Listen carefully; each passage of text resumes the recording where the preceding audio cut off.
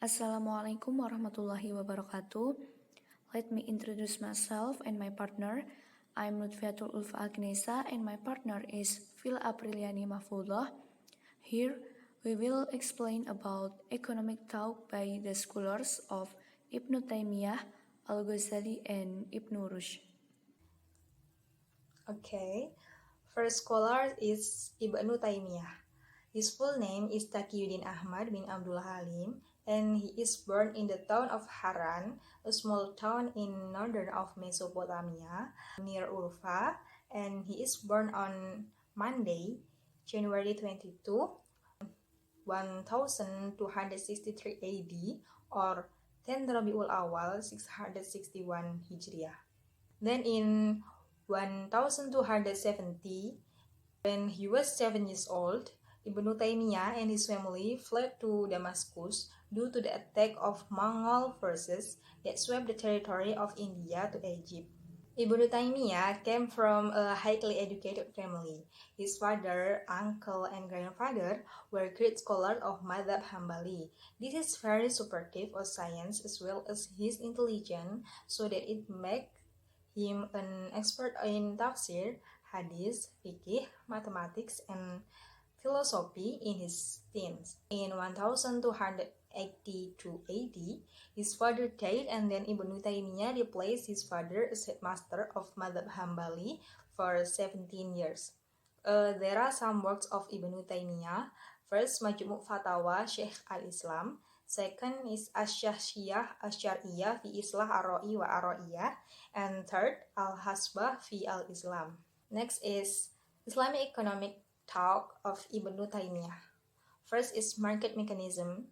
Ibnu Taimiyah has the view that pricing that occurs in the market is due to the power of demand and supply.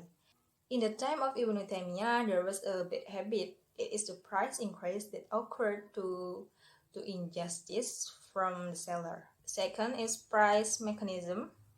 In this case, Ibnu Taimiyah often discusses about two terms, namely equal or fair compensation, iwad al-misal, and equal or fair price, taman al-misal. Then number 3 is price regulation. Taimiyah distinguishes between two types of pricing, namely unfair pricing and legal defects, and fair and legal pricing according to law. And then number 5 is wealth rights. Ibnu Taimiyah divided wealth rights into 3 parts, namely individual wealth, collective wealth, and national wealth. And next is the role of government. In economic policy, Ibnu Taimiyah states that government is much needed institution. Number 6 is money and monetary policy. First is characteristic and function of money. Second is printing money as an official exchange, and number 3 is currency depreciation, and number 4 is bad currency will get good currency. Al-Ghazali. Al-Ghazali, his full name is Abu Hamid Muhammad Ibnu Atusi Al-Ghazali. He is born in Ghazala, a village near Tus, part of the city of Khorasan, Iran, in 450 EH or 1056 AD, and he died 505 Hijriah or 1111 AD at the age of 54 years.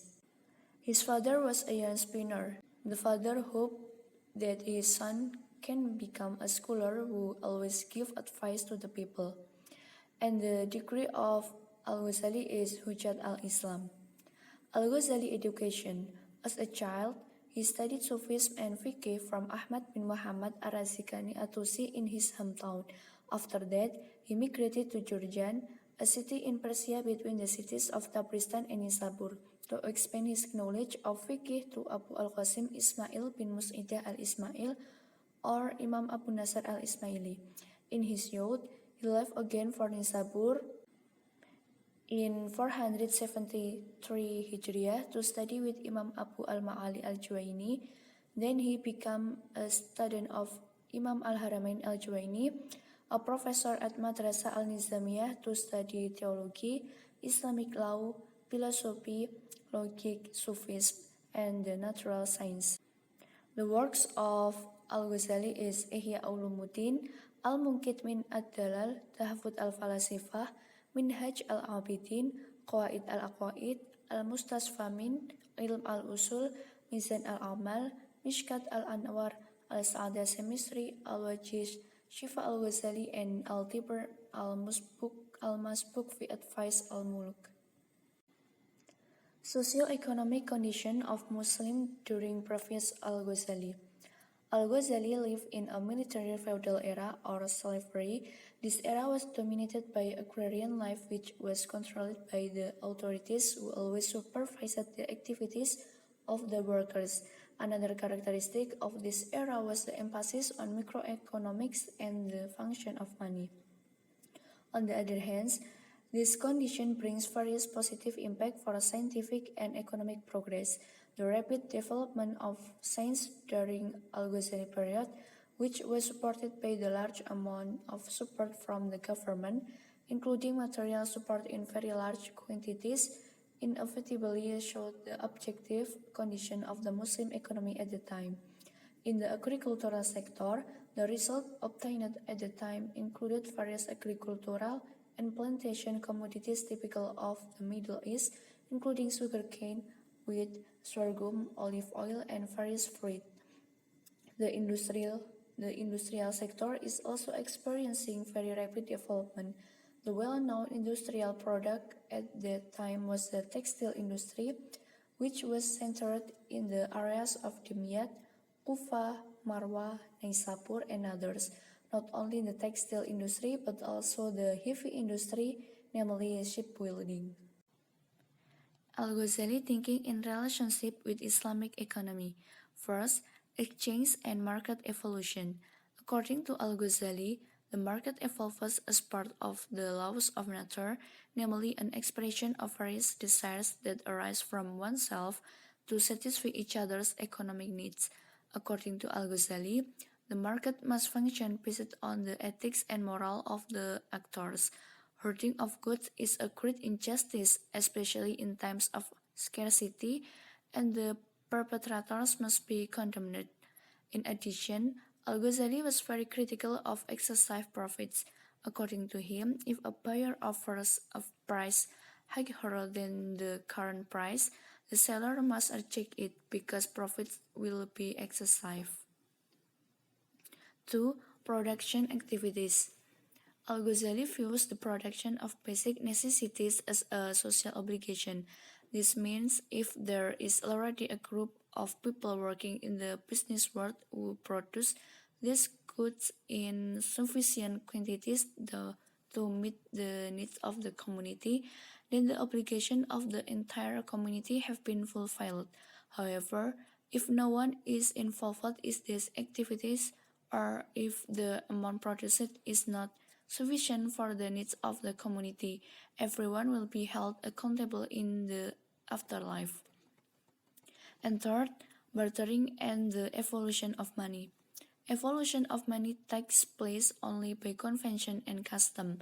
There can be no society without the exchange of goods and no effective exchange without equivalence, and such equivalence can only be determined precisely if there are equal measure. Al-Ghazali also considers counterfeiting money as not only an individual sin, but especially with the potential to harm society in general. Inclusion of counterfeit money in circulation is a great injustice. All who hold it are harmed. Circulation of one counterfeit dirham is worse than stealing 100 dirhams, because the act of stealing is a sin which ends immediately after the sin is committed, but counterfeiting money is something that affects many people who use it in transaction over a long period of time.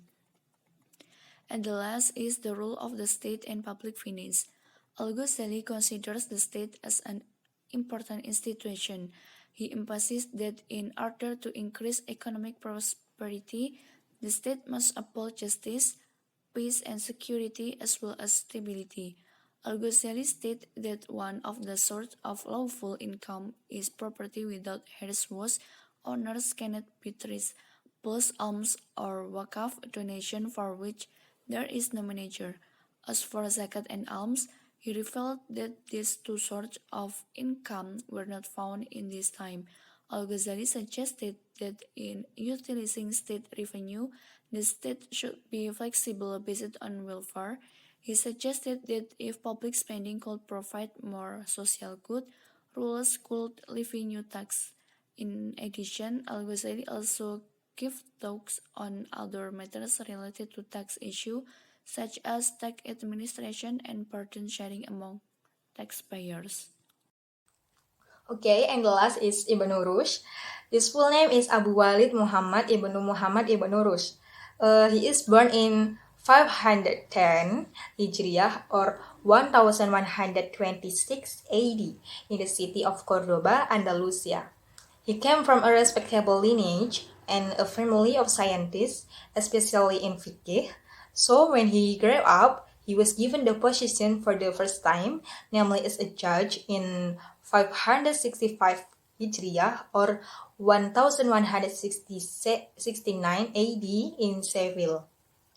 Nurul died in Morocco at the age of 72 in 1198 AD. Some works of Ibnu Rushd. First is Tahafut at-Tahafut. This book attempts to explain by refuting point by point objection to Al-Ghazali about the superiority of religion based on revelation over reason associated with a purely rational religion. And second is First al-Maqal fima bain al-Hikmat wa al-Syariah min al-Ittisal. This book contains the relationship between philosophy and religion. And third is Al-Kashfan, Manahij al-Adillat fi Aqaid al-Milad. This book containing criticism of the methods of the scholars of Kalam and Sufis. Then number 4 is Bidayat al-Mujtahid wa Nihayat al-Muqtasid. It is containing descriptions in the field of fiqh. And next is Economics Talk of Ibnu Rushd. First is exchange and market evolution. In general, mudoroba is a joint venture agreement between the owner of capital of several owners and an entrepreneur who is mandated to run a business with that capital and then return the capital to the owner of the property at a mutually agreed rate of profit. Number 2 is legitimacy of the mudoroba agreement. The mudoroba contract is very influential on economic growth, which has an impact on the welfare of the wider community. Then number 3 is mudoroba investment capital. Ibnu Rushd stated that the fuqaha have agreed to allow al-mudoroba contract capital in the form of money or medium of exchange of the mudoroba contract. Ibnu Rushd asserts that any attempts by the owner of the capital or the investor to determine or limit the activity of the turnover of capital will only make it difficult and narrow the role of the worker or entrepreneur. And next is funding and distribution of trade-offs. The majority of jurists, including Ibnu Rushd, agree that the profits obtained in the al-mudorobah contract are divided between the owners of capital and workers based on mutual agreement with a percentage 50-50, 70-30, and so on. And the last is function of money. Ibnu Rushd said that one of the function of money is a means of saving consumer purchasing power. It emphasizes that money can be used by consumer at any time to buy necessities of life. Okay, this is our explanation about economic thought by the scholars of Ibnu Taimiyah, Al-Ghazali, and Ibnu Rushd. More or less, we apologize. Wassalamualaikum warahmatullahi wabarakatuh.